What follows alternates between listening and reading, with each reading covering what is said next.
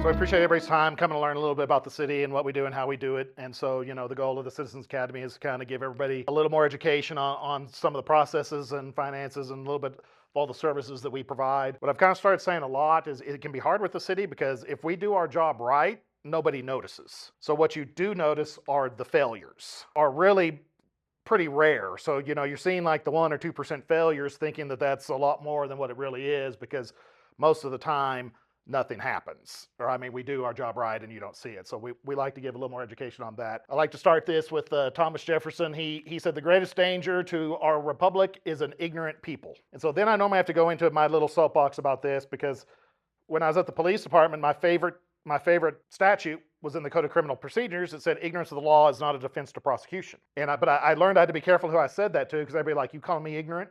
And they take offense because it's a big word, right? So when I use a big word, they think I'm trying to make myself be superior or smarter than they are, and that's not it at all. It's like ignorance is just the lack of knowledge. You can fix ignorance. Everybody will laugh, you'll joke with people and call yourself stupid, but if I call you stupid, you can't fix stupid. So you should be a lot more offended if I call you stupid than if I call you ignorant, because ignorance is fixable. So I joke with my staff, don't be upset if I call you ignorant. Just means you need to learn. You should be concerned if I call you stupid, because I don't normally throw stupid around like that. So we want to correct some of that stuff. So we've got 10 sessions coming up each Thursday for the next 10 weeks. So tonight we're going to go a little bit over city history and just kind of some organizational overviews, just kind of a high level of how everything is. Next week we're going to get more into our finances. So we're going to talk about budget, taxes, capital projects, how we fund things and how that money moves. We've got a lot of different funds and things that restrict how we can spend money. So it's not always as simple and straightforward as you might think it is. Then we're going to go police services. That's police department and animal control. Then we're going to go into fire services, which is suppression, mitigation, and EMS. That session will be at the fire station. So every other session will be here. But it's I think, to go see big apparatus and stuff like that, we need to have, you never know when they're going to get called out. So we'll do that in their training room. They got a big, nice training room up front. So as we get closer to that, we'll remind you, but we'll do that up at the fire station. Then we'll go into emergency management, which for us includes dispatch and information technologies. Then utilities and water conservation. So that's water, sewer, utility billing, things like that. Then we're going to hit planning and development, which is also code enforcement. So why we have zoning, what zoning is for, how we handle code enforcement, how we handle the collective good, things like that, building permits and all that. Then we'll go into public works. For us, that's parks, streets, vehicle service center, solid waste, recreation. Then we'll have a day on economic development, and we'll end it with community engagement and development. Last year when we did this, we only did 8 sessions, and some of them ran really long, so we split some stuff out, which I think is good because we had lots of good questions, lots of information out there. So 10 sessions, that's kind of where it's at. Of course, we'd love to have you at each one of them, but if you miss one of them, no big deal. We are recording them this year. Don't worry, y'all aren't going to be in it. I'll repeat questions if you ask questions, but our goal is to stream these on YouTube and embed them on our website, so anybody can go to each one of the sessions and watch it on their own. So if you do miss a session, you can always go back and watch it. Of course, I think it's better. You get a little more interaction, when you come in person. But I'm teaching actually public budgeting this semester for the Texas Tech MPA program. It's virtual. I think I'm doing okay, but it's a little different trying to teach it on Zoom than it is, teaching in a classroom. As you see, I move around, so it's kind of hard to keep me in that chair. It throws me for a loop. But so we started 100 years ago, give or take. We'll go through over that. I'm going to start a video in a minute, but I put here as a need for a collective good, because when you think about how the city does everything, cities were formed for the collective good, to provide water and sewer and roads and property management, code enforcement for the whole. So when we make decisions and we try to decide what we're doing, we have to take the collective good and the whole, not the individual. So sometimes that can be hard when people don't understand it, because they want this, but we have to take that whole. So when we're making decisions, I know you might want this in your park, but there are 28 parks in the city. So your park might have different priorities or might be in better shape than some of the other parks, and we have to look at that as a whole. So real quick, we're going to start off with our little centennial video. So in the next 10 weeks, we'll go over some more of the things that are, that are happening behind the scenes, that we've got things progressing forward. But, this video, our new media specialist that we hired this year did this. And so the council, he did a really good job. And we see that the council saw that we needed to add that. And it's important for us to, create videos and find new ways to engage with our community as generations change. And so we're going to start seeing a lot more engagement. But of course, I always feel a little proud after that video. They did a really good job. So it makes me feel a little happier. For everything that happens visibly to the public, there were probably 20 steps and hundreds of people that it took to get to that visible part. And so I always joke, with people that, if you're going to work with me, you've got to give me three things. If you can give me these three things, we'll get along just fine. But if you can't, we're going to have a problem. But you got to understand, A, it's the government, so nothing happens fast. Understand, B, it's the government, so you're not going to get exactly what you want. But understand, C, it's the government, so something will happen. So if we go back to kind of our history, we generally, celebrate kind of two birthdays, because March 8th, 1926 is when the lots first went on sale. But the city of Borger didn't exist at this point. It was just a private, unincorporated area, so you were buying lots in the county at that time.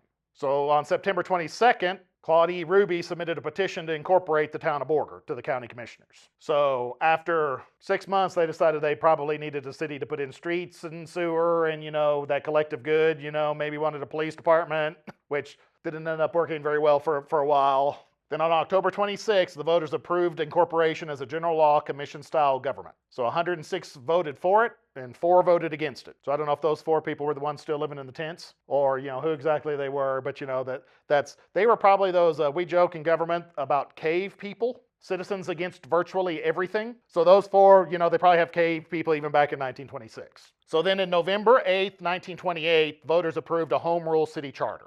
And so we'll talk a little bit about that, what that means in the next couple of slides. Then on June 30th, 1930, voters approved a new charter adopting the commission manager form of government. And so we'll talk a little more about what that means in the next slide too. And then our last kind of big organizational change was in April 1st, 1969. Voters approved a charter change, and the citizens adopted a council manager form of government. So when we talk about forms of government in Texas, the first one is that general law commission. So this is what Borger started at. Borger started with an elected mayor and 2 commissioners. In a commission form of government, the commissioners are like department heads. So you had the mayor, who was the administrative head of the city, and then you had 2 commissioners. Back then, you had one over public safety and one over public works. And so all the city employees reported to one of the elected commissioners. This is kind of how counties still work. So like road and bridge employees report to the commissioners. It's a little different because they've got a lot more elected offices, but that's why it's a county commission, right? In a general law commission, it's legislative plus executive roles. So they set the policies and they provide executive oversight. And then each commissioner manages a city department. Now, general law, what we mean in the state of Texas, there are 2 types of cities. There are general law cities and there are home rule cities. General law cities, to be a home rule city, you have to be at least 5,000 people and you have to vote on a city charter. Generally, general law cities are small. So like in Hutchinson County, Fritch and Stinnett are general law cities. They're not 5,000 people, so they can't be a home rule. In the state of Texas, a general law city can only do what the state says they can do. So if the state doesn't specifically give them the authority to do it, they can't do it. A home rule city can do anything that they want except what the state says they can't do. So if the state hasn't said you can't do it, a home rule city can pass regulations to do that. When we first moved to a home rule commission, there were 3, we did home rule so they could still set the ordinance, but we still stayed a commission. So the 3 commissioners were elected, and then they appointed one of their own to serve as mayor. And then they still contained the administrative control over the city. So in 1929, so before 1929, General Law Commission. 1929, Home Rule Commission. Then 1930, Commission Manager. And so when they adopted the new charter, we went to 5 commissioners, and then the commissioners appointed one of themselves to serve as mayor, and the commissioners appointed as professional city manager. So this is when we first went to a professional manager, and the city manager had administrative independence. So this is somewhat how we work today. So this is when we first started seeing the professional administration of the city being separated from the political policy making. Then in 1969, they went to the council manager. It stayed mostly the same, still 5 council members elected. They elected one of their own to serve as mayor. They appointed a city manager, and the city manager has administrative independence. Really, all this did was a name change because like Amarillo never did this. So Amarillo was the first city in the state of Texas to adopt the commission manager form of government. So they were the first city in Texas to actually have a city manager. They never changed to council. Now their commissioners work just like a council. They don't have control of anything, but they still called city commissioners. So if you ever hear that in Amarillo, they are still technically a commission because they just never changed the name. And in 1969, pretty much the only thing we did was change the name of the elected body from commission to council. I normally like to talk a little bit here about the mayor, because we sometimes, in a younger day, I kind of thought it was weird too, and because we don't directly elect our mayor, right? So we elect 5 council members and they elect one to serve as mayor. Now, when you understand how that really works, I don't think it's quite that big of a deal because since we elect them all 5 as commissioners, they all have a right to vote and they all have the same authority. So the only different authority that the mayor has in Borger is she or he, now it's a she, Karen right now, is they chair the meeting, they represent the city in public functions, and they represent the city in emergency. They're the director of emergency management for declaring disaster declarations. But that disaster declaration only lasts for 2 days before the council has to take action on it. The mayor is really not much different than any of the other council members. So they don't have veto power like some cities have. They don't have power over the agenda like some cities have. It only makes sense that the mayor who presides the meeting, that the 5 elected members have to agree, a majority of them have to agree on which one of them is going to serve as mayor. And we do that every year, so it could change every year. And if the council doesn't like what the mayor's doing, the council can vote to remove the mayor and change the mayor. If the mayor was elected and they weren't doing what they were supposed to be doing, you'd have to wait till the next election for that mayor or have a recall for them. That's why I think, when you understand it, I think it is not maybe as big of a deal as it sounds when you say, what do you mean we don't pick the mayor? I mean, you kind of did, just don't pick which one of them is going to be mayor. So I don't think that's quite as big of a deal as maybe it sounds. And so when we talk about public organizations, they range from purely administrative to purely political.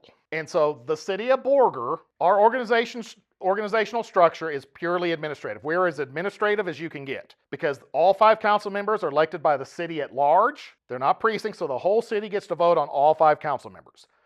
They pick the mayor and then they appoint a city manager. The point of that, and I'm not saying this is good or bad, but in political theory, that removes politics as much as possible from the process. As city manager, I have administrative independence. The council sets policy. It's up to me to efficiently enact. And so for a city our size, I think that's not bad. On the full political side, this is like the federal government, where you vote on Congress from all the little different areas.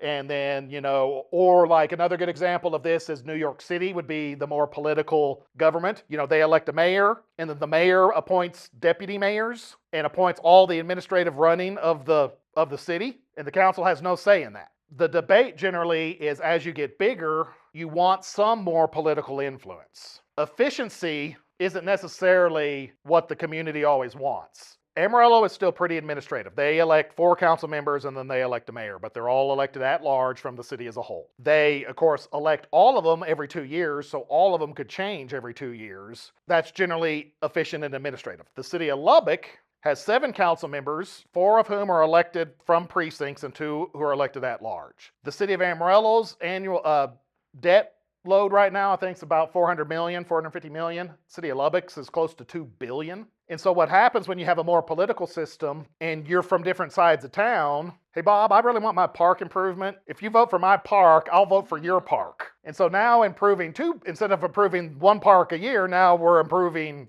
2, or we're adding more things because we're willing and dealing to get the votes we need on the council. And so like I said, I'm not saying which one is better. I think probably depending on which aspect you are and what your political beliefs are, you probably think one's better than not. But on this scale, we fall all the way to the left. Here is your Borger City Council right now. If you didn't know, Pete Loftus. Pete Loftus has been on the council 3 different times now, first in 1978. So I haven't added up all of his total service time in those years, but it's been a little bit. And if you don't know Pete, you must stay home all the time. That's the only man we go all over the state with him, and he finds somebody he knows. I've never met anybody like that. Kim Perez is our mayor pro tem right now. Of course, she's about to come off. She did not file for re-election. Karen Felker is our mayor. She's on the ballot, but unopposed. So she'll be re-elected this year. And I've joked with Bob before because I don't know. I already had Robert in my head by the time, his application I think said Robert Bob Lawrence, but I don't know why I got Robert in my head. And so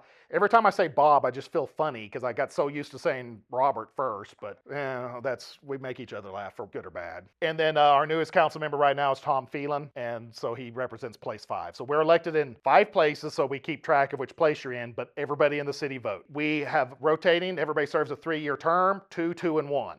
So we elect 2 council members 1 year, 2 council members 1 year, and then 1 council member into 2 and 1. Right now, the city's organized into 6 main divisions with all the departments under it. So the city council we just went under, they appoint all the advisory boards, and then they appoint the board of Borger Inc., which is the Borger EDC. They then hire me, and so I am totally responsible to them. The joke amongst city managers is we're never more than 72 hours and 3 votes away from losing our job. 72 hours because that's how long it takes to post an agenda before you can hold the meeting, and 3 votes because that's the majority of the council that it would take to fire me. If I do my job right, I have some longevity and I survive a little bit. I appoint the city attorney. Right now we have a contract city attorney. Her name is Angelique Weaver. She's been the city attorney, serving as city attorney for over 20 years. We pay her on an as-needed basis. So by doing that, and generally when you've got high-quality staff, you don't need a non-staff lawyer, so we pay, she's also our prosecutor, so she comes up once a quarter to do the court work and stuff like that. Between both services, we pay somewhere around $30,000 a year for what we use her, depending on how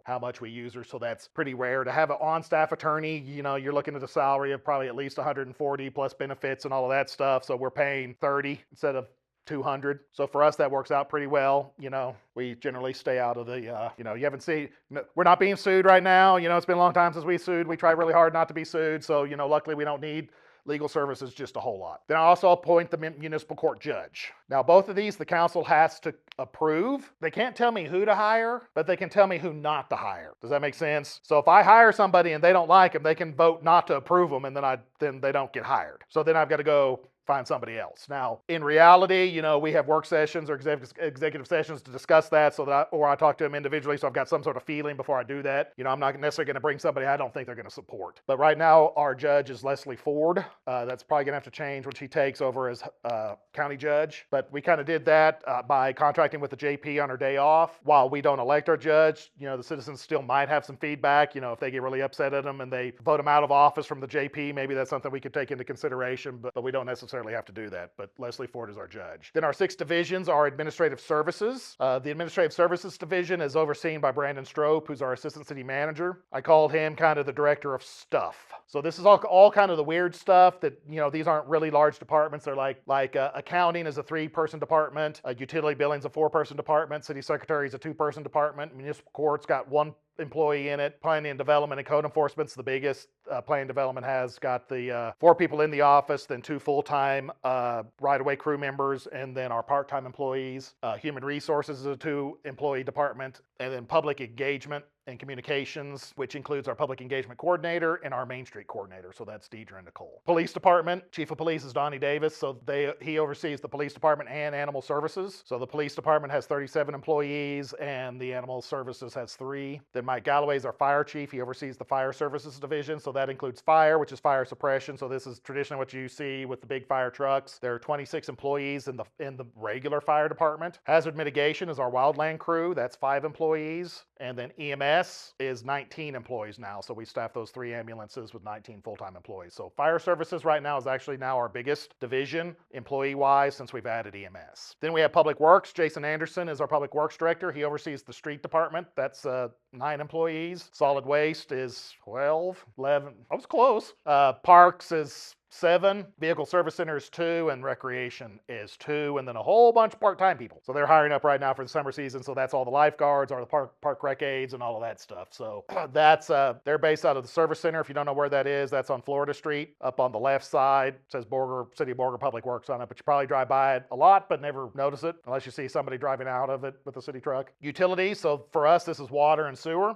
That's Chris Ingram is our utilities director. Water P&T is production and treatment. So that's the well fields, and then the water treatment plant, which is on South Florida. That's water, that's 4 employees. Water distribution, these are the guys that are fixing the water leaks that you see out around town in the service trucks. There's 9 of them. Wastewater treatment is the wastewater plant, which is out by the animal shelter on East 3rd. So we'll learn more about that when we get into there. That's 6 employees at the wastewater treatment plant. And then wastewater collection is the repair crew for wastewater. So they look, if you don't know them, they look just like water distribution. They've got the same type of trucks, but they deal with the sewer lines and the lift stations. So we'll talk more about that when we get into utility section. Emergency management includes fire prevention, central dispatch, and information technology, so our IT team. So here are kind of some little pictures with kind of how that breaks down, putting names and faces with people there. On this wall, on the other side of this wall out there, we've got some new leadership boards with pictures and stuff. So if you ever wanted to see what somebody looks like, the council's over there and our executive team is over there. And you'll meet a lot of these people through the 10 sessions so that you can put some faces with some names if you want. It's only today that you're stuck with me only. So, I'll try not to. When I normally speak, we got little first aid kits. I normally give everybody a first aid kit. And then I say that I try to make this as painless as possible, but in case I fail, there's some Advil in there. So I want to talk a little bit about what we strive for. Believe it or not, we do have some method to our madness. And so our vision statement is to use our position as the Panhandle's industrial leader to become the desired destination of the Panhandle. So a lot of this is from feedback from the community, wanting more things to do, more events. If you've been here long enough, you've seen probably a pretty good change in the number of events and things we're trying to sponsor to have things to do. I will say, if you think there's nothing to do, you must be living under a rock or you don't want to do anything. We'll talk a little bit in the end, but visit Borger.com is our calendar, our travel site. There's an app you can download with all of our events. We put it in the Boomtown Beat newsletter that we put in the water bills quarterly. We've got the billboard over by Starbucks. We've got flyers in here if you come in to pay your water bill, social media ads, radio ads. Communication can be tough for us because remember, if you don't know, there are two parts to communication, right? You have to send it, but then it also has to be received. And if we're not open to receiving it, the message is not going to go anywhere. And some of us, we're communicating in a lot of different ways, but if you're not looking for it or you're not willing to receive it, we're not going to communicate. We had a gentleman come to the city council here a while back. He had a really good idea. He was upset with some code enforcement. He's like, well, I think you ought to put a flyer in a code enforcement flyer in the utility bill so everybody knows what they're supposed to do. And I was like, you're right. That's a really good idea. That's why we did it last month. So there again, if you're not reading it and you're not looking for it, you're not going to see it. And we're all equally bad. I'll be here and we'll have a sign, use other door, and people will open it anyway. And I'll be like, God, can't they read? And then I'll be someplace and I'll go to a door and it won't open. And then I'll see the sign. I'm like, it's like, okay, I'll be a little careful. So our mission is to provide high quality and convenient service while creating an environment of equality for community members, businesses, and visitors. Try to strive every day to provide those high quality and convenient services. Depending on if you're dealing with us on the positive side or the negative side, you might have different opinions on that. But we do have a lot of services that I think are pretty easy to access. Bulk waste self-help trailers, our lawn care kits. You can chat with us on Facebook. You can call us. You can send us an email. We're not hard to get a hold of. You can submit a complaint online, or a request online. You can submit it on Facebook and Deidre will put it in for you. You can come in and talk to, because part of that, we got a little bit of flack a couple of years ago. We got a new phone system and I changed a few things. And before we did that, inside the phone book, the city had, I think, 37 phone numbers listed for different services and different things. 37. The street supervisor had a phone number in the phone book, but the street supervisor doesn't work in the office. And so when we did that, we took away a lot of external numbers and just gave them extensions. We went down to like 12. There are little magnets back there if you want one of these with the outside numbers, so you know who to call. And some people, they got a little upset because the number they were used to calling that nobody would answer or it got disconnected. But the problem with so many numbers, and then every number had a voicemail. So the street supervisor had a phone with a voicemail in an office that he never uses. And so what I would rather you call and be upset that you couldn't get a hold of somebody or that the number wasn't available and realize your problem has not been taken care of than to call a number, leave a voicemail, and think it's going to be taken care of.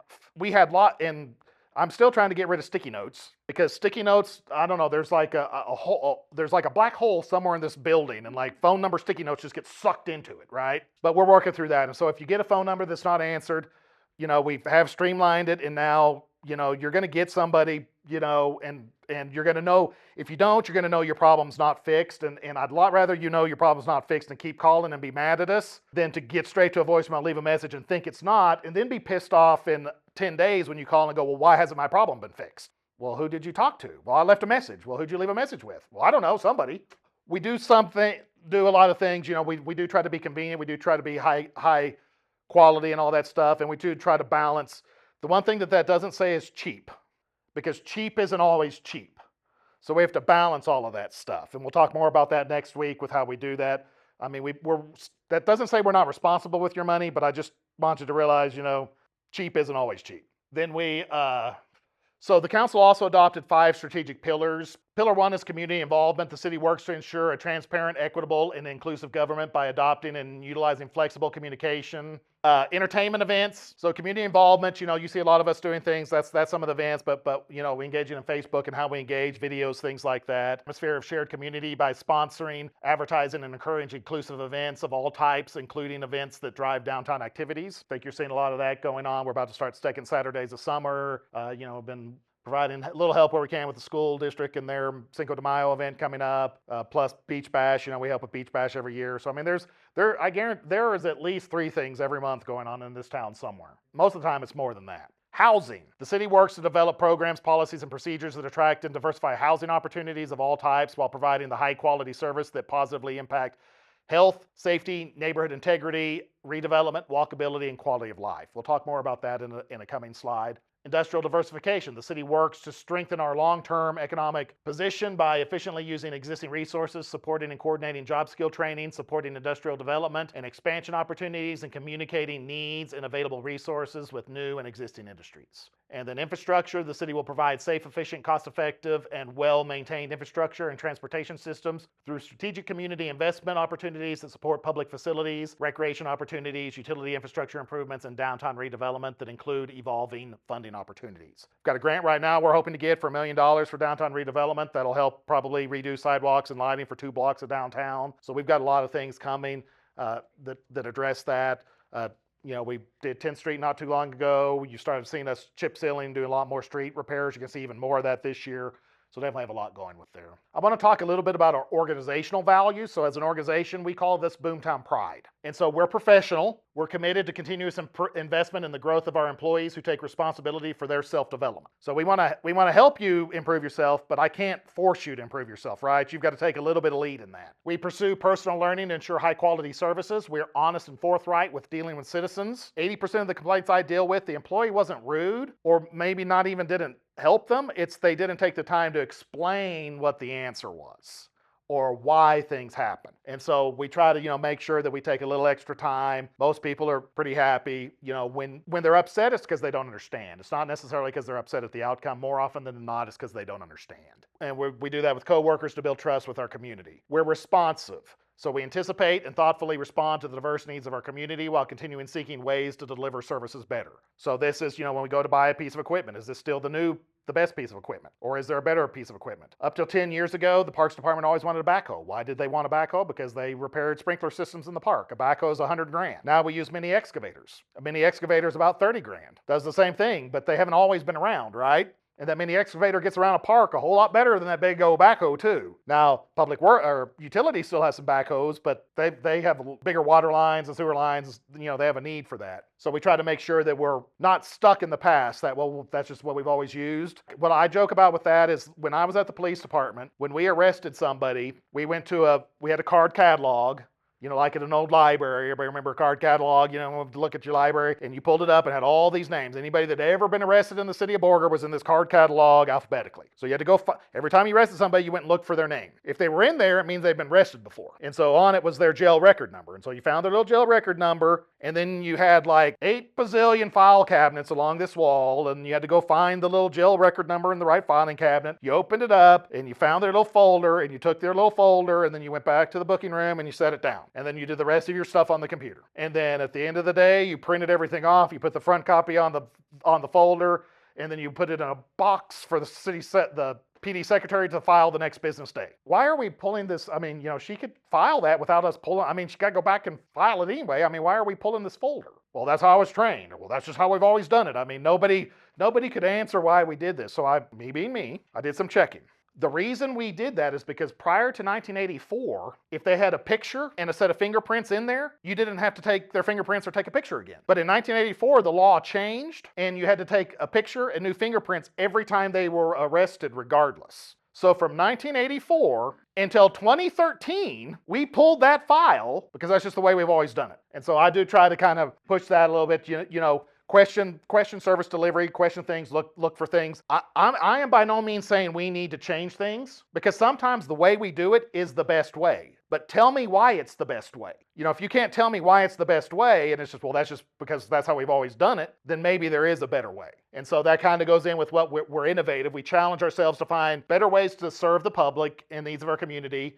We are a work in progress, constantly striving to improve, learning from our mistakes, and finding creative ways to solve tough problems. I do not expect city employees, and neither should you, to be perfect, because none of us are perfect. Now, what I tell supervisors all the time is our job is not to prevent mistakes, it's to prevent failure. Sometimes the best lessons learned are through mistakes. And the only way to truly prevent mistakes is to never change anything. And if you're never changing anything, you're stuck in the past and you're not improving and moving forward. So we definitely want to encourage people to, try new things. Now, if it doesn't work, it doesn't work, and we need to learn from that and we need to move on, because doing the same thing over and over and expecting a different outcome is insanity, right? The literal definition of insanity. So we don't want failures, and we don't want to be insane, but we want to encourage trying new things. We are diverse. We promote equality and strive to increase diversity and inclusion through all aspects of our organization to ensure we represent the diverse community we serve. This is not politically hot topic DEI. This is talking about being fair. We want to treat every citizen that comes in here the same way. We want to provide services the same way, regardless of who you are, regardless of where you live. I normally joke with this after working in the family oil business for a long time. You can take this and make it about race, but I'm telling you, roughnecks are like an ethnicity all to themselves. And we want to be mindful of people's different behaviors and how we need to respond with them. I talk about this a lot in code enforcement. That roughneck has covered his house in plywood, and you might think it doesn't look very good. He's proud that he fixed his problem himself. So you can't just go tell him it looks like trash and expect him to change it, because he's going to be offended. You've got to approach people the way that they need to be approached. And that's what we talk about with diversity, treating everybody the same way and being smart enough to recognize everybody's needs, how they need to be communicated with, because we are all different. And this is not, race-based hiring, any of those politically hot topics. This is the fact that our community is very diverse. From engineers to roughnecks, we cover the whole spectrum. And then empowered. So we spread knowledge to bring out the skills and expertise needed to be the best. We train employees with independence, giving them space to do things their way within city policy. We make mistakes. It's the second time I've mentioned mistakes, right? And we use them to learn and grow professionally. We express gratitude to cultivate a spirit of thankfulness and genuine appreciation. And so some of this comes from my background in the police department. They're old school cops. I mean, there's one way to be a cop, and by God, this is the only way to be a cop. But we just talked about we're all diverse and different, so we can't expect every employee to understand the way I do it or the process that I use. We need to be concerned about the outcome and not necessarily the process. And the analogy I normally use for this is Nicole Chavez, our public engagement, or our Main Street coordinator. The first kind of big event she planned, we wanted, a hierarchy and stuff like that, and she put it together, and it was a flower. Like each petal was a different task, and the way they were shaped around and the color of they meant something different. I'm a top-down, checklist, like traditional hierarchy person. But if I'd given her that, it would have blown her mind. The flower's blowing my mind, because I don't know what petal does what and which petal comes first and what the stem means, but that's how her mind thinks. So,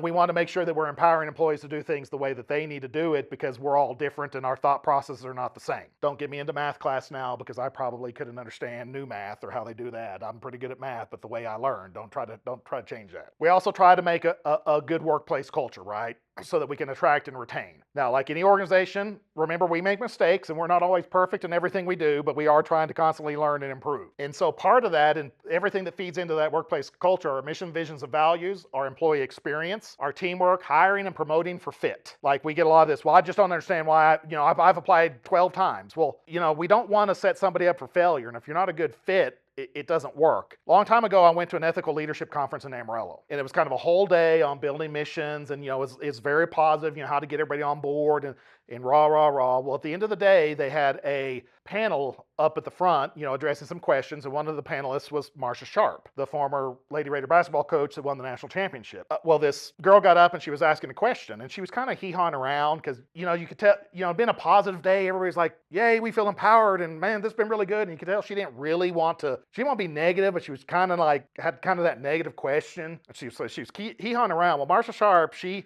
picks up the microphone and she stands up and she goes, what you're asking is, what do you do when you realize somebody's on the wrong bus? She goes, let me tell you what I've learned is if you leave them on that bus, not only are you taking them someplace they don't want to go, they're taking up a seat for somebody that does want to go where that bus is going. And so a lot of us, we avoid confrontation so we don't solve problems. And the longer you don't solve it, the bigger it gets.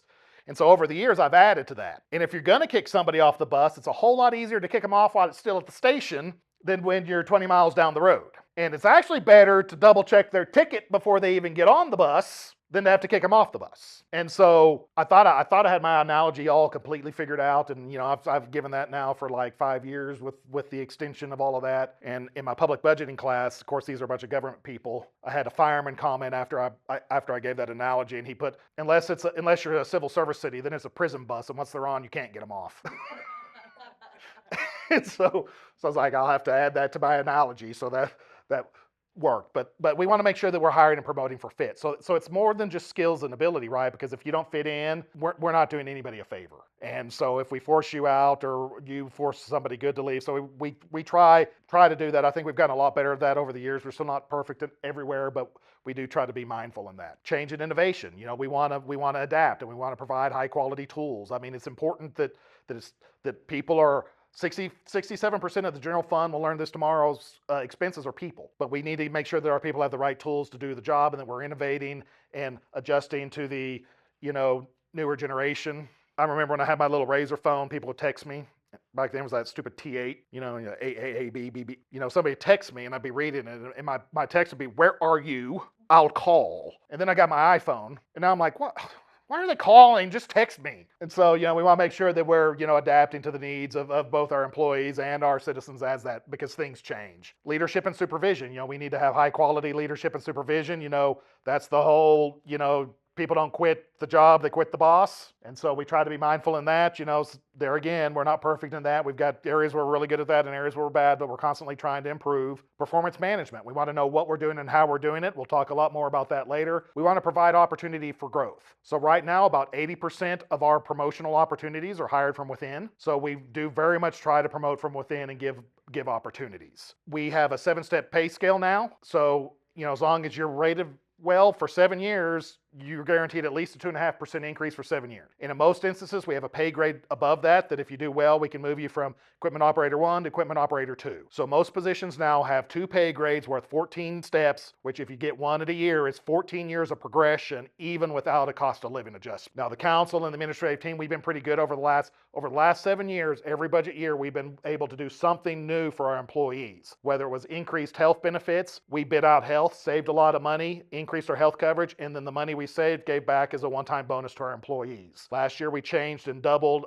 longevity, and now instead of paying that out each paycheck, we do that as a bonus in November, so you get it all at once. You don't notice that $3 a month or $3 a paycheck, each paycheck over 26, but you notice that $300 or $400. You can do something with that. So we do things like that. We're working towards a 5% pay increase this year, but also being mindful of that tax raise. So because of that, I think that, employees, even if you're frustrated with certain things, I hope, they see that, we are trying to invest in them and improve and are a decent employer. So I want to talk a little bit about what guides us. We're not just kind of shooting from the hip here. We have taken a lot into that. And in reality, it's each and every one of you, whether you know it or not. And so when we did the Boomtown Comprehensive Plan update back in 2020, we had a lot of feedback involved in that. A comprehensive plan sets our big goals. This isn't strategic. This is a 20-year plan. So this kind of puts some things in place. And as you go through it, you can see that I think in the last, since we adopted that now 6 years ago, it's focused our path, and we've been very meticulous in what we're doing. And because of that, I think that what drives a lot of the changes you see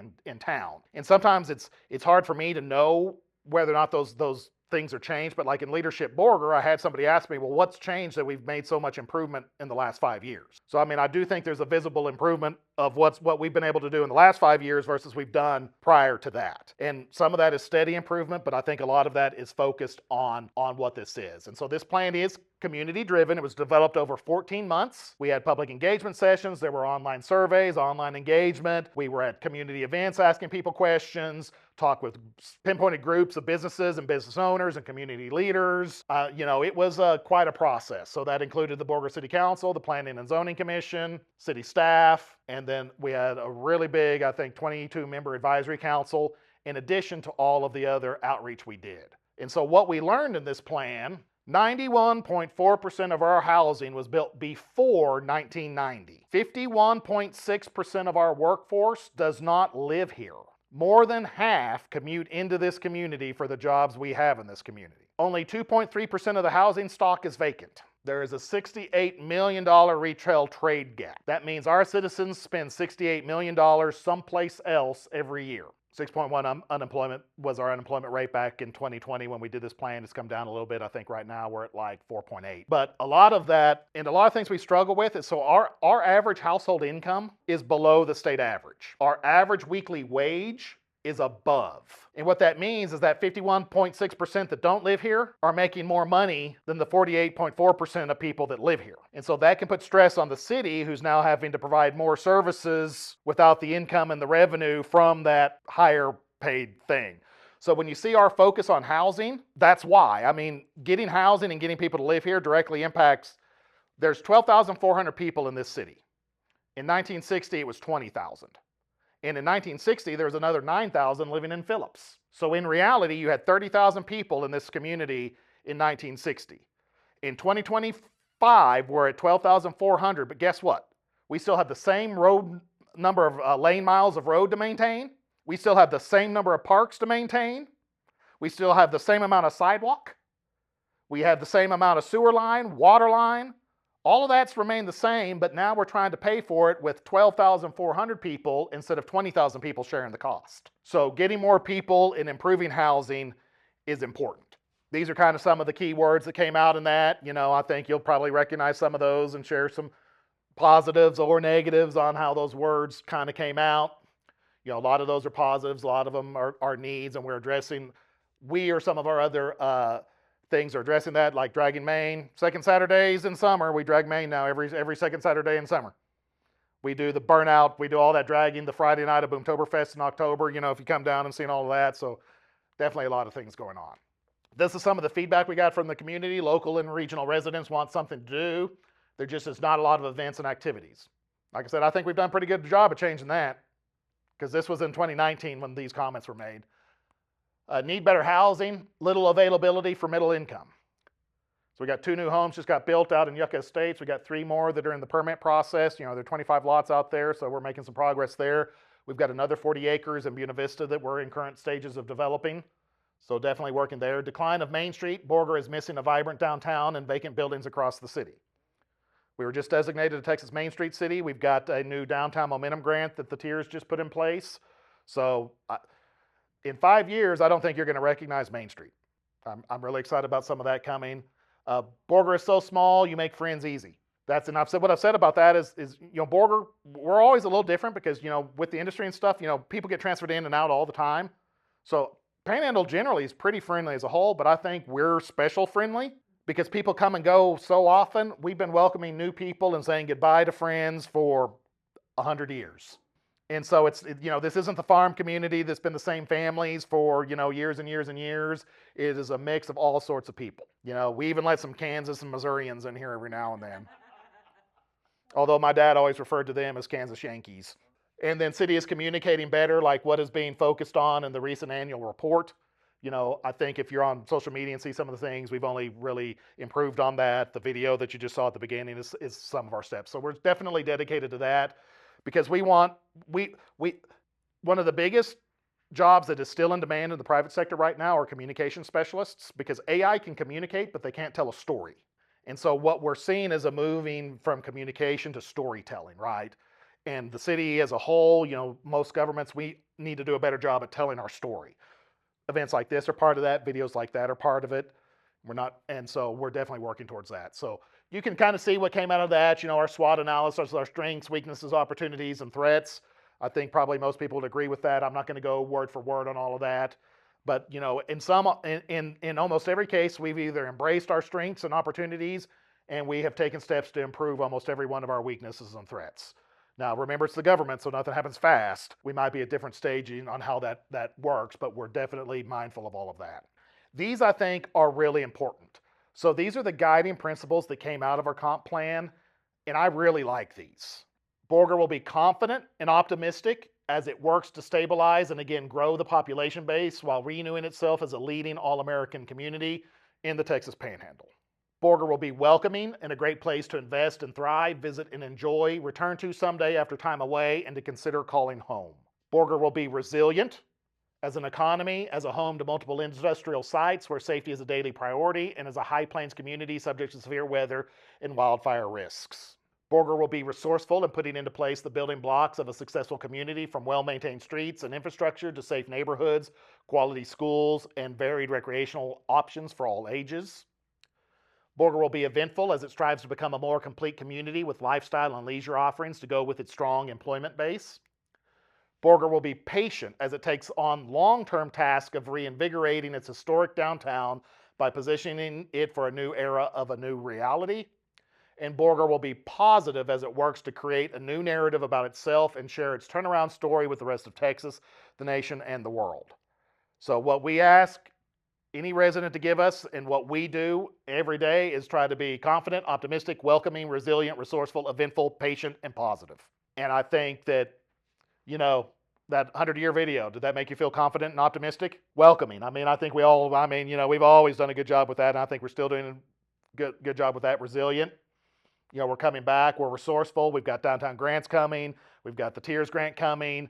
We're eventful as we second Saturday is Main, summer coming up and all that stuff. We're making, I think, progress on all of that stuff. And so that's what we need the community to get in and buy in, and that's what we want them to be. So the plan focused on these 4 areas: land use and development, growth capacity and transportation, housing and neighborhoods, economic development, and recreation and amenities.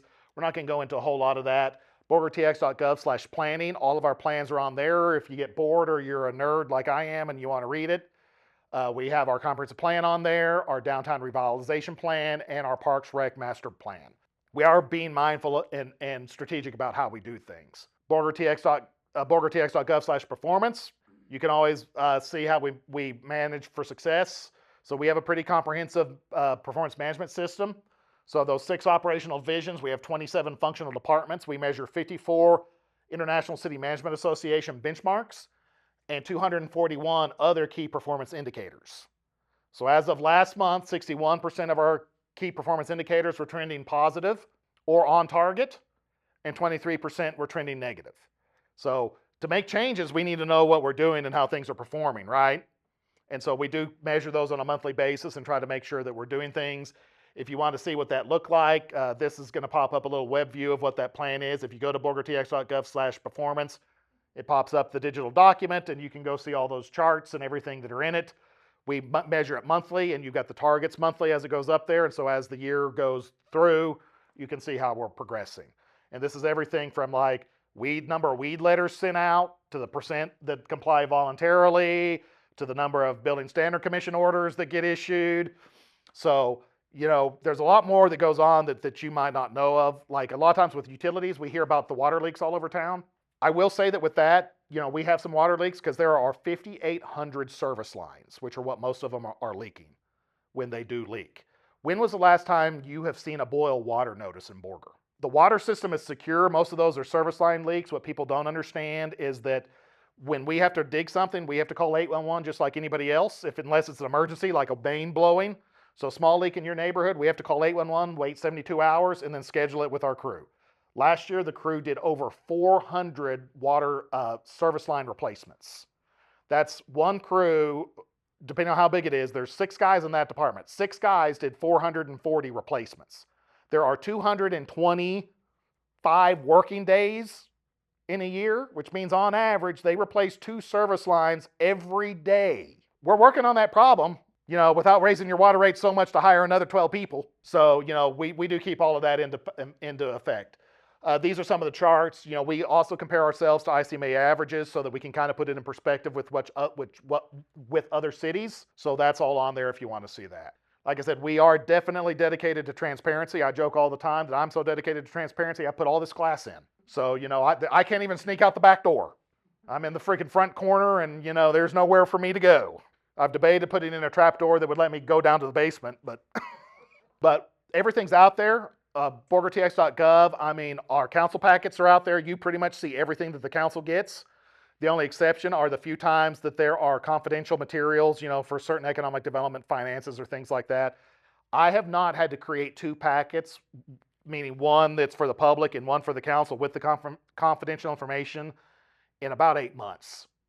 So, I mean, we don't hide just a whole lot of stuff. It's all out there. I mean, yes, you've got to go search for it and maybe look for it. I mean, my job's not to spoon feed you. I can't, but it's all out there. Our financial reports are updated every 2 weeks when the same reports the council gets goes online. Our expenditures and our year-to-date financial reports are out there. Our performance management is out there, and we've got that whole financial transparency page. Pretty much any document that we have in here or anything the council or any of our board sees ends up on the website. All of the agendas of the council and the boards are all on the website. The recordings are on our YouTube channel if you want to go back and watch them. There are generally links in the on the website too. Sometimes the links aren't immediately updated, but it is immediately posted to YouTube. So you can go to YouTube and see all the recent meetings. They're all streamed. When we redid this room, a lot of it was to increase technology so that we could do that and have better sound and have better opportunities for that. We took out the fixed seating so that if we host town halls, we can do it in here and put it out on public social media. We know that this community is a working community with a lot of shift work, and not everybody has time to come to things, which is why we record and stream, and we have a lot of engagement on those when people can go and watch it on their schedule. And because of that, we don't hear a lot of that. When I first got on the council in 2004, you heard of that. Well, there's just a bunch of corrupt people that, do whatever they want. We don't hear that near as much anymore. And if you do, especially on social media, if somebody makes those comments, you've got 12 other people that are like, well, did you go watch the council meeting? It's on their website. Or did you? We don't have to correct near as much because the public is policing some of it for us. And I can tell you, it's out there.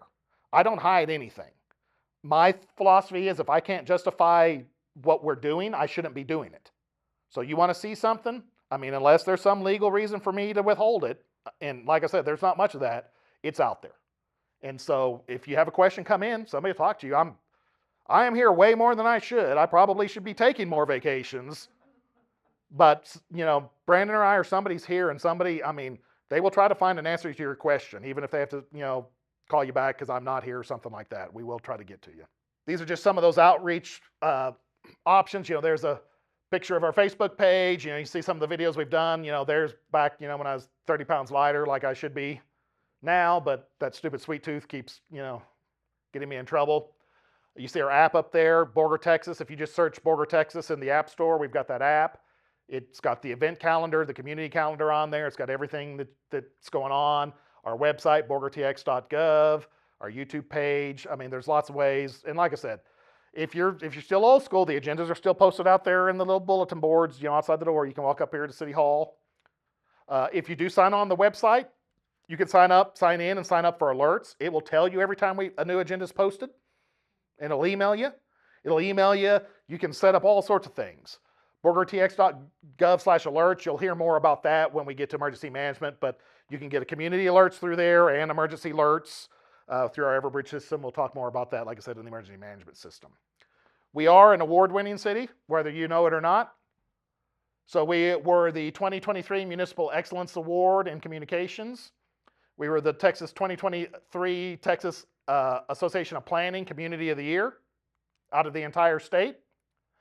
In 24 and 25, and now in 26, we were ranked second nationally by the International Association of Fire Chiefs for our wildland mitigation efforts. That ranking is done by hours. It is not adjusted per capita. So we had the second most hours on mitigation effort of any city and any community in the entire nation. The one that has more than us, I think, is some big California county with like 400,000 people. So you would expect them to have a bigger department and more resources. So that to me, I don't think you realize how much that mitigation effort we're doing on that when you're ranking it like that. Again, in 2024, we won another Texas Municipal Excellence Award and were finalists in 3 other categories. In 2025, we earned our film, music, and tourism-friendly designations. So we've got all those programs in place to be on the state's recognition list for that. So anybody looking for film, music, or tourism events, we come up in the state database and provide information for that. In 2025, for fiscal year 2025, we were the GFOA Triple Crown Award winner. That means our audit, our budget and our annual report were recognized for distinguished presentation by the Government Finance Officers Association. Having all three of those recognized, less than 3% of all cities recognized by the GFOA, or excuse me, government agencies get all three. When we talk about transparency and being recognized for that transparency and our financial records, that I think is a pretty big deal. The borgertx.gov/budget, we'll talk more about that tomorrow, but I mean, the budget is a complete document. It's big and it's more than just numbers. There's a lot of information in the budget. In 2025, we were not awarded a Texas Municipal Award like we were the 2 previous years, but we were a finalist in 4 categories of the 5. Well, it was kind of funny because I'm sure Bob was cornered too, but a lot of people, they'd see we were from Borger and it's like, man, I can't believe you didn't win any of those. We're like, well, it's okay. We did win one the last 2 years. So, and they have a lot of applications. They narrow it down to 3 or 4 finalists. So even just being a finalist is a big deal amongst all. There are 2,100, a little over 2,100 Texas cities. Not all of them put in applications, but that's narrowing you down. So a lot of the stuff we're doing in a lot of different areas is being recognized statewide, and we generally are leading the way, not just regionally, but statewide. We did earn our Texas Main Street designation late last year. In fact, there's going to be a big event downtown on Main Street later in May. We'll put it out when we confirm the date, but the First Lady of Texas is coming to officially induct us into the Main Street program. So we'll have some music and some event and a special freaking Main Street cake that apparently we've been using this recipe for like 40 years. So every Main Street city has to make this cake. Come enjoy some of that, but that'll be exciting later in May. We were the 2025 Texas Panhandle Emergency Management Jurisdictional Excellence Award winner for our emergency management program. And just recently, we were the 2026 Fire Mitigation Hero Award. So that's the national award. So this is the highest national mitigation award, and it's actually the first time that award anybody had ever qualified for that award since it was first established in 2016. So nobody has ever won that award before, and we were the first, because that award is reserved for mitigation action that impacted a community's safety during an actual wildfire. And so that's our 7-mile burn during 2024 when the Windy Deuce fire stopped at that burn. So we'll talk more about that in the mitigation section. But if you weren't around or you didn't know that, if that line hadn't been there, that fire would have come into all of Buena Vista. I don't know how bad that would have been. I mean, some of it's well-maintained property and you've got streets and stuff like that. So, I mean, I can't say that it all burned down, but it would not have been good. A lot of times we get, a lot of people don't want to live in the city because they don't want to pay city taxes, but yet we get calls all the time. Hey, can I use that trailer out in the county? No. Well, why not? And what I normally say is counties are not, we're not designed for the collective good, right? They just protect property rights. And so, if you don't want, if you want complete freedom on your property, that's what the unincorporated part of the county is mostly for. Cities were there for the collective good. Your decision on whether or not you live inside the city or inside the county should not be based on money. Because a lot of people think, well, I don't have to pay city taxes.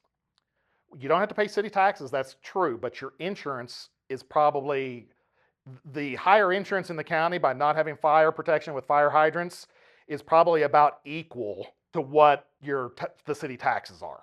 So there's not really a trade-off because you get credit on your insurance inside the city for our fire protection, which you'll learn more about later, and for our code enforcement program because you're built to code. There is no code enforcement in the county. There's no building inspection in the county. So your homes that are built in the county, insurance dock you for that because they don't know what electrical standards were used to build your house. And you may or may not have quality fire protection. So in almost probably 80% of the time, and definitely in cheaper homes, the trade-off is not financial. So I'm not saying that you need to live in the city, and I'm not saying you need to live in the county, but that decision shouldn't be based on money. Maybe if it's, it should be based on the house or the land, or you want to be by yourself, or you want to have more freedom on your property. I mean, there are plenty of reasons to live in the county. There are plenty of reasons to live in the city. I like knowing that if my neighbor gets crazy, I can freaking call code enforcement and, have a little bit of control over him. But, so those are the differences. And trust me, there are some people that live in the city that probably should be living in the county. And there are some people that live in the county that probably should be living in the city. Those are the difference. So that should never be necessarily a money situation. So that's it for session 1. You have any questions, gossip, rumors, half-truths, Well, we get to go into more detail. Leadership Borger, and that's kind of why we started doing this because the city day of Leadership Borger is always well received, and we get lots of questions. And a lot of people like it and say it's their favorite session. But trying to cram all of the stuff we're going to go in over 10 weeks into 4 hours, it's just a lot to cover, and a lot of that time is driving in the buses. And so that's why this year we did it after Leadership Borger, so I could kind of entice all the Leadership Borger class. Hey, you like this and you want to learn more? Come see this. But that's also like why we're recording this, so we can put it on the website and let people have access to it. Scott will make me look a lot better by the time he edits it and does all that stuff. And this is free. And I mean, there are a lot of free things at the city. I mean, like I said, your city taxes get you a lot of services, and you're going to find out about some of that as we go. I mean, you're definitely, and even and I hear it some from Pete, and of course I'm, in the city management groups and all that stuff. But all the time we get Pete's got family that's on the Pampa City Council, and they're always like, "Well, I wish we could do that," or "Why can't Pampa do that?" Or so. And I get, and those are hard questions for me sometimes. Because people, when I try to, well, if you lived in Pampa, you don't even get that, or nobody, or we do this so much better than all the other cities. Well, I don't care what other cities do. I live here. This is the only thing I care about, and that's a valid point. So I mean, sometimes, it can be hard to compare because it is a valid point, but I think it's important to put things in perspective of what other cities do and what our tax rate is versus their tax rate and what that value really gets you. Because there's the part that you see of the city, and like I said, a lot of the city you only see if we screw up, and most of the city we do a really good job and you never see us. But that makes those the better we do, the more those screw ups stick out. So that's kind of the overview. We get a lot into money and kind of all that stuff next week, but like I said, there's new little Centennial swag each week. So well, if I have to bribe you, we'll bribe you.